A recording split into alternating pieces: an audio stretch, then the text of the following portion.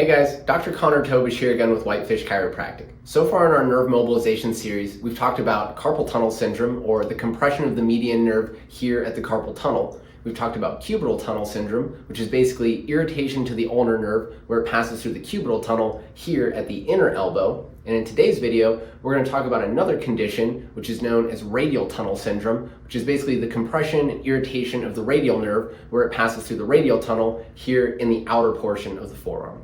So the radial nerve basically exits out of the armpit, it runs down the back side of the arm, and then it spirals around to the outer portion of the forearm where it passes through that radial tunnel, which is here just a couple inches down distal from the elbow. From there, it gives innervation to the back side of the forearm and into the back side of the hand behind the thumb and the index finger. When patients are dealing with this syndrome, typically they're going to feel deep, achy, diffuse pain and paresthesia here in the outer forearm, and that can travel all the way down to the back side of the hand behind the thumb and the index finger. When people are experiencing this problem, typically their problems and their pain is going to be provoked by gripping, which also happens to be a big driver in the development of this problem. So if you have a job that requires quite a bit of heavy hand grip work, maybe you work construction and you're using pneumatic or vibrating tools, like I said, that can really be a big driver in the development of this problem and this irritation of the radial nerve here in the outer forearm. Next up, I'm going to show you a simple test that you can do at home to see whether or not your symptoms and your pain in your outer forearm are the result of radial tunnel syndrome. The test that we're going to look at today is just called the radial tunnel compression test. So to get set up, you're basically just going to take your fingers a couple inches down past the bony outer elbow. You're going to create some compression right here on the outer forearm, and then you're literally just going to skip back and forth over the radial nerve.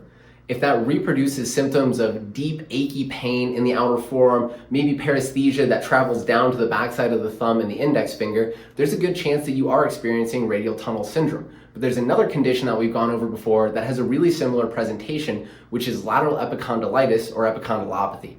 But a couple things to help differentiate these conditions is that if you're dealing with lateral epicondylitis, your painful symptoms are going to be up closer to the bony outer elbow. And another helpful hint is patients that are experiencing radial tunnel syndrome will oftentimes experience nocturnal pain, or pain that they're feeling at night while they're asleep, but that would be a rare finding in somebody dealing with lateral epicondylitis. All right guys, first exercise that we're going to look at today for radial tunnel syndrome is going to be a stretch for these muscles in the outer forearm. And again, we're going to use those cycles of contraction and relaxation. So initially, we're just basically going to reach out in front of you and point your fingers down towards the floor. With your other hand, you're going to pull just a little bit further until you start to feel a gentle stretch in the top of the forearm. You'll hold that position for about 7 seconds. Then we're going to go into that cycle of contraction where we're going to lightly activate these muscles as if you're going to point your fingers up towards the ceiling, but you're going to be blocking that motion with your other hand.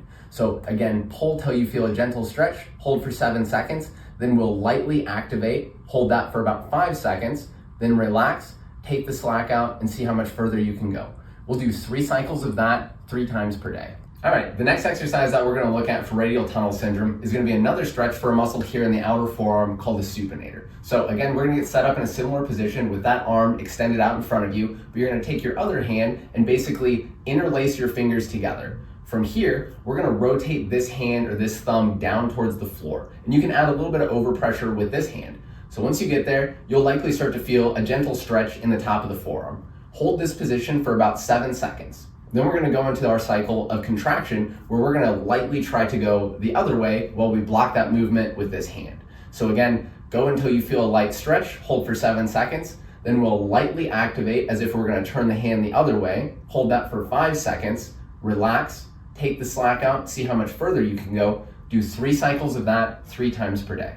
The last exercise that we're going to look at for radial tunnel syndrome is just going to be a nerve floss of the radial nerve. So initially, to get tension towards your hand, you can just make a fist. We're going to straighten the arm, rotate your thumb down, and start to reach back. As you do that, tip your head towards that side to relieve tension.